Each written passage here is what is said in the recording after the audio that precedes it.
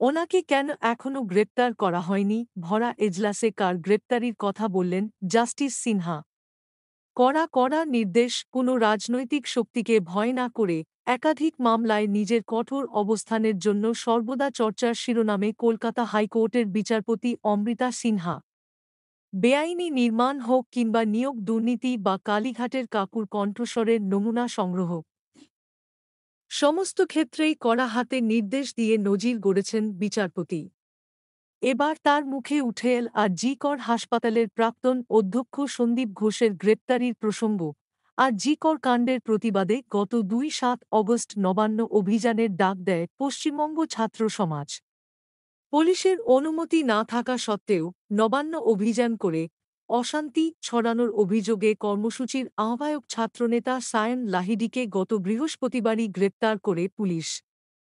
সেই গ্রেপ্তারির বিরোধিতা করে কলকাতা হাইকোর্টের দ্বারস্থ হয়েছিলেন সায়ন। সেই মামলার শুনানিতেই আর.জি. কর ইস্যু উঠে আসে বিচারপতি সিনহার মুখে। শুক্রবার এই জামিন মামলার শুনানিতে ভরা এজলাসে বিচারপতি অমৃতা সিনহা রাজ্য পুলিশের ভূমিকায় প্রশ্ন তোলেন। বলেন, আর.জি. কর হাসপাতালের প্রাক্তন অধ্যক্ষ সন্দীপ ঘোষকে কেন এখনও গ্রেপ্তার করা হয়নি? আর.জি. কর ঘটনার প্রতিবাদেই ওই কর্মসূচি। ফলে গোটা ঘটনায় প্রাক্তন অধ্যক্ষ কখনই দায় এড়াতে পারেন না। এখনও পর্যন্ত তাকে কি হেফাজতে নিয়ে কোনোরকম জিজ্ঞাসাবাদ করেছে পুলিশ? পাশাপাশি সায়ন লাহিড়ীকে মুক্তির নির্দেশ দেন জাস্টিস সিনহা। প্রসঙ্গত, গত ৯ অগস্ট আর.জি. কর হাসপাতালে কর্মরত তরুণী চিকিৎসককে ধর্ষণ করে খুনের ঘটনায় উত্তাল হয়ে ওঠে গোটা রাজ্য। গোটা ঘটনায় এক সিভিক ভলেন্টিয়ারকে গ্রেপ্তার করে পুলিশ।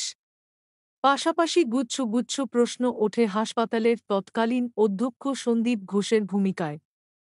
আদালতের নির্দেশে এই নৃশংস হত্যাকাণ্ডের তদন্ত চালাচ্ছে সিবিআই। সুপ্রিম কোর্টে চলছে মামলা।